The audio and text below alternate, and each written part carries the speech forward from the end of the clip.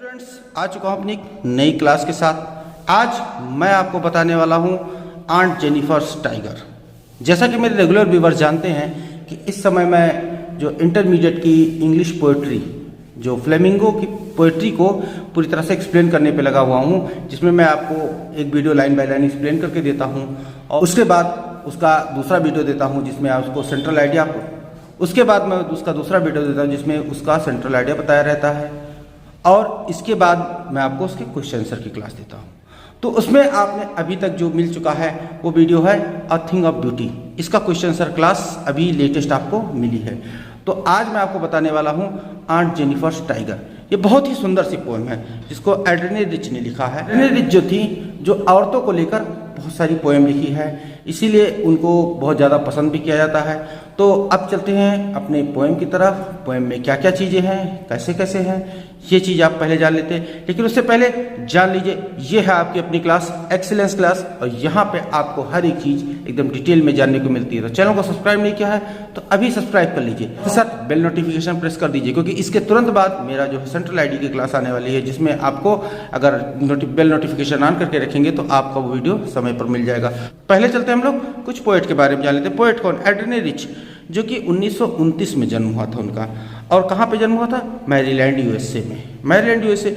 वो जो ऐसे भी लिखने वाली थी, पोएट भी थी, तो दोनों चीज़ें वो महिलाओं को केंद्रित करके लिखती थी। महिलाएं उसमें सेंट्रल में होती थी और उन्हीं के बारे में सब कुछ लिखती थी। तो वो बहुत ही ज़्यादा पॉपुलर थी और बहुत ज़्यादा मतलब पोएम उनकी बहुत अच्छी होती थी। जो आंट जेनिफर्स टाइगर है, इसमें उन्होंने एक महिला के बारे में ही बताया है और इसमें साथ साथ ये बताया है कि एक जो शादीशुदा महिला होती, मैरिड वुमेन होती, उसकी लाइफ कैसी होती है, वो किन प्रतिबंधों को झेलते हुए अपनी जीवन यापन करती है, या फिर उसकी जो डिजायर्स होती है, उसकी जो इच्छाएं होती है, क्या वो इच्छाओं को मतलब अपनी इच्छाओं को अपनी मैरिड लाइफ में पूरा कर पाती है, या फिर अपनी जो ऑब्लिगेशंस हैं उनकी मैरिड लाइफ की, उन्हीं ऑब्लिगेशन की तहत वो अपनी दबाव में बनी रहती है। तो इस पोएम में सब कुछ बताया गया है।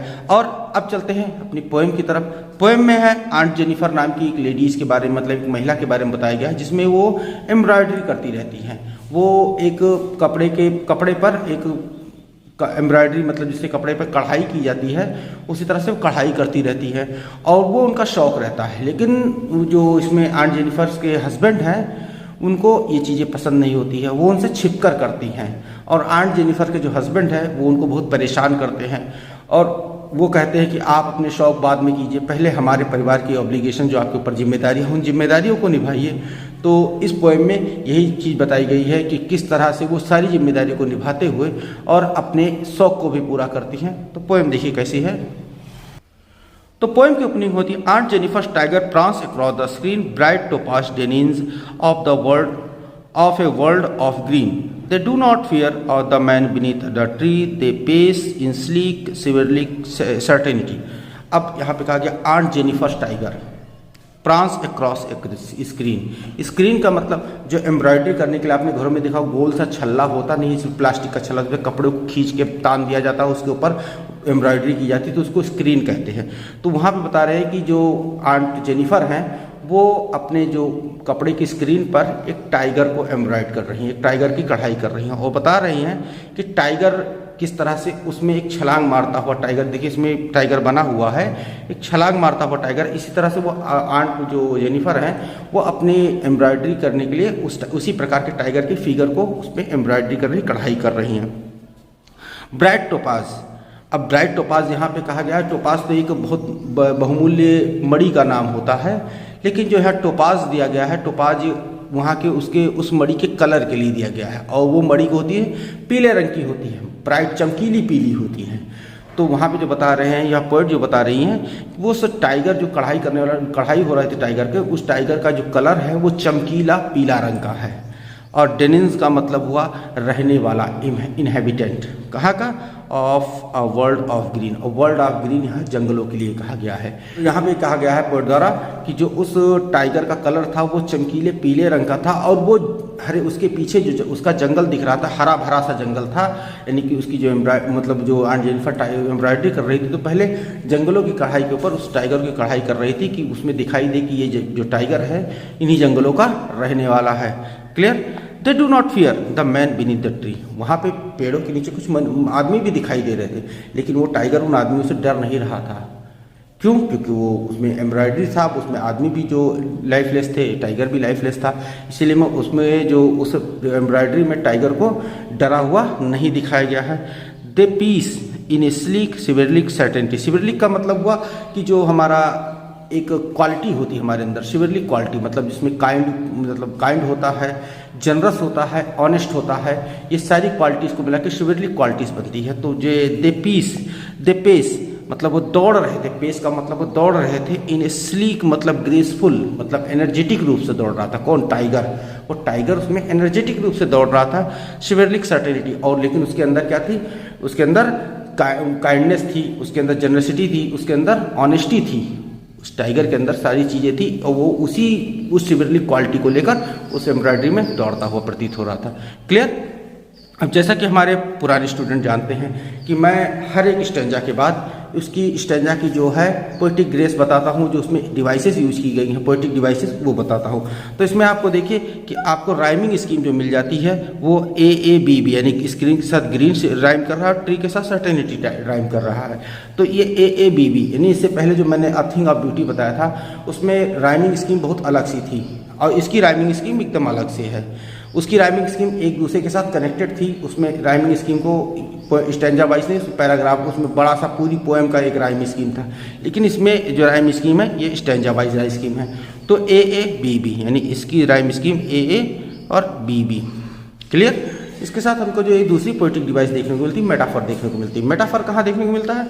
ब्राइट टोपाज, मतलब टोपाज यहाँ दिया गया है, एक मणि का नाम दिया गया है, लेकिन यहाँ पे मणि का नाम उसके कलर के लिए यूज किया गया है। तो ब्राइट टोपाज यहाँ पे मेटाफर देखने को मिलता है। वर्ल्ड ऑफ ग्रीन देखिए जंगलों के लिए कहा गया है, तो यहाँ भी आपको मेटाफर देखने को मिलता है। साथ ही साथ आपको अनाफोरा देखने को मिलता है। अनाफोरा वहाँ पे होता है जहाँ पे पोएम की कोई दो लाइनें एक ही वर्ड से स्टार्ट की जाए, तो वहाँ पे हमको एनाफोरा देखने को मिलता है। देखिए कि यहाँ पे तीसरी और चौथी लाइन ये दे से स्टार्ट की गई है, तो दोनों लाइनों में हम लोगों को एनाफोरा देखने को मिलता है। क्लियर? उम्मीद करता हूँ कि पहला स्टैंजा आपको अच्छे से समझ में आ गया होगा, इसकी लाइन बाय लाइन एक्सप्लेनेशन भी समझ में आ गई होगी और साथ ही साथ पोएटिक डिवाइस भी समझ में आ गई होगी, जो कि आपकी सेंट्रल आइडिया को लिखने में बहुत काम आने वाली है। अब चलते हैं इसके दूसरे स्टैंजा की तरफ। Aunt Jennifer's fingers fluttering through her wool. अब यहाँ पहली लाइन में कहा गया उनकी उंगलियाँ जो है उनके धागों पर, ऊल का मतलब थ्रेड, जो धागे, जिस धागे से वो कढ़ाई कर रही थी उस धागे के लिए यहाँ ऊल कहा गया है। और आंट जेनिफर की उंगलियाँ थरथरा रही थी, फ्लटरिंग कर रही थी, थरथरा रही थी थ्रू हर ऊल, अपने धागे के ऊपर वो थरथरा थी। क्यों थरथरा रही थी? क्योंकि उनके हस्बैंड को एम्ब्रॉयडरी पसंद नहीं थी और शायद उन्हीं के डर के कारण उनकी उंगलियाँ जो है थरथरा सी रही थी और वो जो है ठीक से कढ़ाई नहीं कर पा रही थी। अब कितनी थरथरा रही थी? Find even the ivory needle hard to pull. Ivory needle का मतलब ये हुआ कि जो कढ़ाई करने के लिए सुई का इस्तेमाल किया जाता है, इस पे विशेष प्रकार की सुई होती है, स्पेशल प्रकार की काइंड की सुई होती है, उस सुई को हम लोग आइवरी नीडल कहते हैं। तो इतनी थरथरा रही थी कि even ivory needle hard to pull, कि इतनी थरथरा रही थी कि उस आइवरी नीडल को नहीं, कढ़ाई करने वाली सुई को खींचना मुश्किल उनके लिए हो रहा था, इतनी ज़्यादा उनकी उंगलियाँ थरथरा रही थी। एक कारण तो जो था उनके हस्बैंड का डर था, दूसरा कारण क्या था? Her massive weight of uncle's wedding band. Wedding band, यहाँ देखिए बेडिंग बैंड का मतलब हुआ अंगूठी। देखिए कि वहाँ पे जो अंग्रेजों को शादी करते समय जो शादी करते हैं तो वहाँ पे अंगूठी पहनाते हैं, तो बेडिंग बैंड यहाँ पे अंगूठी के लिए कहा गया है। और मैसिव मतलब ह्यूज, बहुत बड़ा, बहुत ज़्यादा। वेट का मतलब हुआ भार, बहुत ज़्यादा भार लेकर जो है जो अंकल की वेडिंग बैंड था, नहीं उनकी अंगूठी थी, कहाँ थी? Sit heavily upon aunt Jennifer side, और वो आंट जेनिफर के हाथों पर बैठी हुई थी। अर्थात जो अंगूठी का भार वहाँ नहीं था, अंगूठी के साथ जो मैरिड लाइफ की ऑब्लिगेशंस होती हैं, मैरिड लाइफ की जो जिम्मेदारियाँ होती हैं, उन जिम्मेदारियों का भार उनकी उंगलियों पर बैठा हुआ था, जिसके कारण उनकी उंगलियाँ थरथरा रही थी। अर्थात यहाँ पे आपको जो है ये कहा गया है, अर्थात पोएट ने यहाँ पे ये कहा है कि जो पारिवारिक जिम्मेदारियाँ होती हैं, उन पारिवारिक जिम्मेदारियाँ एक तरफ कहीं ना कहीं उनके मन में चल रही थी, कहीं ना कहीं वो पारिवारिक जिम्मेदारी उनके दिमाग में थी, और उन्हीं जिम्मेदारियों के कारण उनकी जो अंगूठी थी, यानी जो वेडिंग बैंड था, वो बहुत भारी लग रहा था और इसी के कारण उनकी शायद उंगलियाँ भी थरथरा रही थी। और वो ठीक से कढ़ाई नहीं कर पा रही थी। और दूसरा कारण था कि वो उन अंकल से यानी कि जो अपने हस्बैंड से बहुत ज़्यादा डरती थी, और वो क्योंकि उनको कढ़ाई करना पसंद नहीं था, वो उनको बहुत परेशान करते थे, इसीलिए भी शायद उनकी उंगलियां थरथरा रही थी। क्लियर? उम्मीद करता हूँ दूसरा स्टैंजा समझ में आ गया होगा। अब दूसरे स्टैंजा में जो पोएटिक डिवाइसेस यूज़ की गई हैं वो भी बहुत अच्छी अच्छी डिवाइसेस यूज़ की गई हैं, कि मतलब जो राइमिंग स्कीम है वही वाली ए और बी, यानी ऊल के साथ पुल, बैंड के साथ हेड, ये राइम कर रहे हैं, ये इसका राइमिंग स्कीम है।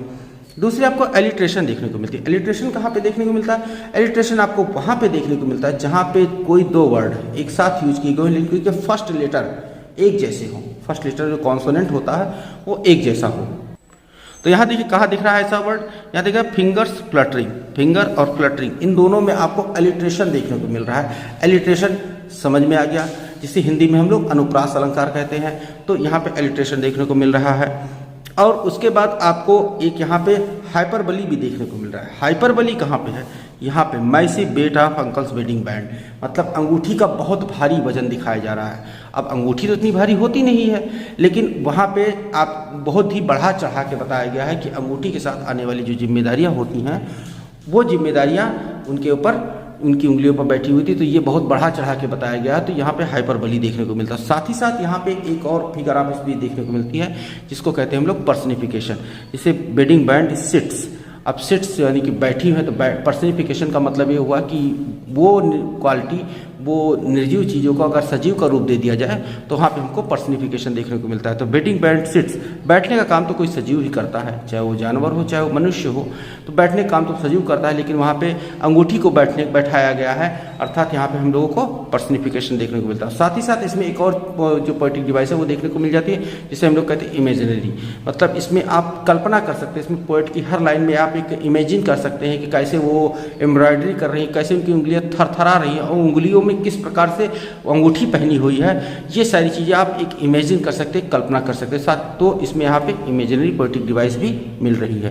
क्लियर? उम्मीद करते हैं दूसरा स्टैंजा भी आपको अच्छे से समझ में आ गया होगा। तो अब चलते हैं अपने तीसरे स्टैंजा की तरफ। तीसरा स्टैंजा है when aunt is dead her terrified heads will lie, मतलब यहाँ बताया जा रहा है कि जब आंट पोली, मतलब आंट, तो यहाँ पे बताया जा रहा है कि आंट जेनिफर जब मर गई, हर टेरिफाइड हैंड्स विल लाई, उसके टेरिफाइड हैंड, जो उनके टेरिफाइड हैंड अगल बगल पड़े हुए, अर्थात जो कोई डेड बॉडी हो जाती, डेड बॉडी के हाथ उनके अगल बगल ही रख दिए जाते हैं। तो यहाँ बता रहे हैं पोएट कि जब आंट जेनिफर डेड हो गई, मृत हो गई, उनकी मृत्यु हो गई, तब उनके हाथ उनके अगल बगल पड़े रहे, लेकिन टेरिफाइड हैंड मतलब उनके डरे हुए हाथ उनके अगल बगल पड़े हैं। तो डरे हुए हाथ यहाँ पे आपको डरे हुए हाथ से नहीं, यहाँ उनको उन डरे हुए हाथों से उनकी जो पूरी पर्सनालिटी को यहाँ पे एक्सप्लेन कर रहा है पोएट, कि जो यहाँ पे उनके टेरिफाइड हैंड है, मतलब वो पूरी तरह से डरी हुई, मतलब उनकी जो लाइफ है वो उसी डर में बीत गई। वो अपने पूरी शौक को भी करती थी और साथ ही साथ अपने जो अपनी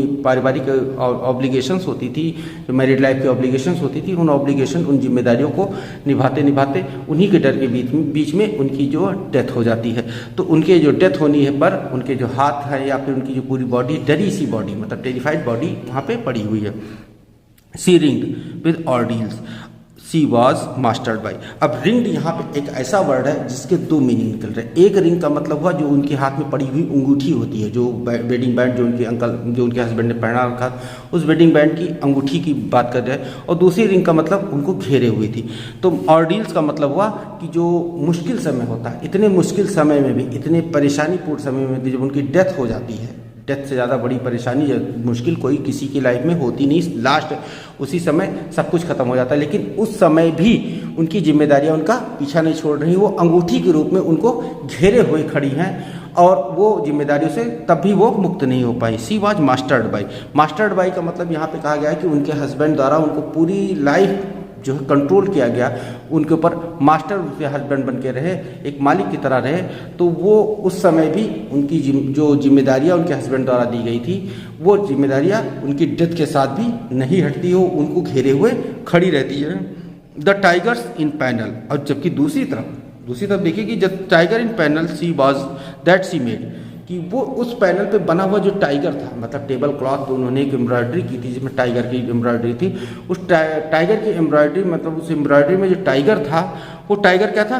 गो ऑन प्रांसिंग, वो निश्चिंत होकर उछल रहा था, निश्चिंत होकर, बिल्कुल उसके ऊपर कोई डर नहीं था, कोई जिम्मेदारियां नहीं थी, बिल्कुल जस्ट अपोजिट यहाँ आपको देखने को मिल रहा है कि जो ऊपर की 2 लाइनों से जस्ट अपोजिट दूसरे की नीचे 2 लाइनों में देखने को मिल रहा है कि उनकी जो जिम्मेदारियां थी वो जिम्मेदारियां आंट को, जो जेनिफर को पूरी लाइफ टाइम डराए हुए रहीं, उनको उनके शौक नहीं पूरा करने दी। लेकिन जबकि उनके द्वारा जो एम्ब्रॉयडरी किया गया टाइगर था उसके ऊपर कोई जिम्मेदारी नहीं थी, कोई डर नहीं था, वो प्राउंसिंग प्राउड एंड अनफ्रेड और बिना डरे हुए गर्वपूर्वक शान से उछल कूद कर रहा था उस एम्ब्रॉयडरी में। क्लियर। यहाँ पे एक पोएट ने चीज़ बताई है कि आंट जेनिफर पूरी लाइफ अपनी डर में बिताई, जबकि उनके द्वारा एम्ब्रॉयडरी किया हुआ टाइगर पूरी तरह से उनके लाइफ से, उनकी लाइफ की जो रियलिटी थी उस रियलिटी से बिल्कुल अलग था। क्लियर। इस तरह से ये तीसरा स्टेंजा खत्म होता है। तीसरे स्टेंजा खत्म होते होते यहाँ पे इसकी पोएटिक डिवाइस की बारी आती है। पोएटिक डिवाइस जो कि वैसी ही है, राइमिंग स्कीम जैसे A lie, by, made, afraid, A B B, इस तरह की पोएटिक डिवाइस इसमें यूज़ की गई। जैसा अभी शुरू के दोनों स्टेंजा में आपने देखा कि वही पोएटिक डिवाइस यहाँ तीसरे स्टेंजा में भी यूज़ की गई। और साथ ही साथ आपको यहाँ पे एक इमेजिनरी जो है देखने को मिल जाती है। इमेजिनरी मतलब जो आपको वहाँ पे कल्पना कर सकते हैं कि आंट जेनिफर डेड पड़ी हुई हैं, और साथ ही साथ उनकी जो टेबल क्लॉथ पे जो टाइगर एम्ब्रॉयडरी किया गया वो टाइगर किस तरह से उछल कूद करता हुआ उसमें बिल्कुल प्राउंसिंग बना हुआ है। क्लियर। और उसके साथ आपको यहाँ पे पन देखने को मिलता है। पन कहाँ? रिंग्ड में। पन मतलब श्लेष अलंकार, जहाँ पे एक शब्द का एक से अधिक अर्थ निकल रहा हो वहाँ पे आपको श्लेष अलंकार होता है। तो यहाँ पर रिंग्ड वर्ड का एक से अधिक देखने को मिल रहा है, तो यहाँ पे आपको पन जो है ये आपको फिगर ऑफ स्पीच देखने को मिल जाती है कि यह रिंग वर्ड का एक अंगूठी से मतलब है और दूसरा मतलब है उनको घेरे हुए थी। तो रिंग वर्ड यहाँ पे पन फिगर ऑफ स्पीच देखने को मिलता है। और इसके साथ साथ साइनिक डोशे भी फिगर देखने को मिलती है। पोएटिक डिवाइस जो है साइनिक डोशे को देखने को मिलती है। साइनिक डोशे कहाँ है? साइनिक डोशे है टेरिफाइड हैंड के साथ, ऐसी जगह पे जहाँ पे किसी एक चीज़ से उसके पूरे की कंपैरिजन किया जाए, पूरे को तुलना की जाए, तो यहाँ उनके टेरिफाइड हैंड यानी हाथों से उनकी पूरी पर्सनालिटी को, उनके पूरी बॉडी को तुलना की गई है। तो यहाँ पे आपको सैनिक डोशे देखने को मिल जाता है। और साथ ही साथ यहाँ पे पैराडॉक्स भी देखने को मिलता है। पैराडॉक्स मतलब जैसा मैंने बताया कि ऊपर की 2 लाइनें जो हैं वो उनकी पर्सनालिटी को जो डिस्क्राइब करती हैं, और साथ ही साथ नीचे की 2 लाइनें उनकी पर्सनालिटी से जस्ट अलग हैं, बिल्कुल जस्ट विपरीत हैं कि उनकी पर्सनालिटी जो थी लाइफ टाइम डरी हुई पर्सनालिटी थी, लेकिन उसके साथ साथ नीचे की जो 2 लाइनें हैं ये उनकी पर्सनालिटी से बिल्कुल जस्ट अपोजिट है। तो यहाँ पे आपको पैराडॉक्स फिगर ऑफ स्पीच देखने को मिलती है। क्लियर। तो उम्मीद करता हूँ कि ये पोएम आपको अच्छे से समझ में आ गई होगी, और अगर कोई भी डाउट है, कोई भी शंका है तो आप कमेंट में आइए और बताइए मुझे कि आपको किस बात में डाउट है, कहाँ पे शंका है। मैं आपकी निश्चित ही आपकी उस डाउट को वहाँ पे दूर करूँगा। इसमें जो मैंने पोएटिक डिवाइस बताई है, इस पोएटिक डिवाइस को उम्मीद करता हूँ अपने नोट भी कर लेंगे, जो अपने सेंट्रल आइडिया में बहुत काम आने वाली है। तो वीडियो अगर अच्छा लगा हो और ये पोएम आपको अच्छे समझ में आई हो तो भाई एक लाइक कर दीजिए, क्योंकि वीडियो बहुत मेहनत से बनाते हैं तो एक लाइक के तो हकदार हैं ही, तो एक लाइक कर दीजिए। और साथ ही साथ चैनल को सब्सक्राइब नहीं किया है तो अभी सब्सक्राइब करके बेल नोटिफिकेशन को हिट जरूर कर दीजिएगा, क्योंकि आने वाला वीडियो जो है इसका सेंट्रल आइडिया लेकर आ रहा है, और बेल नोटिफिकेशन ऑन करके रखेंगे तो आपके लिए तो आपके पास मेरा वीडियो ऑन टाइम एकदम सही समय पर पहुंच जाएगा। तो मिलते हैं अपने सेंट्रल आइडिया वाली क्लास में, तब तक के लिए stay tuned with our channel, keep watching, keep learning, take care, thank you and bye bye.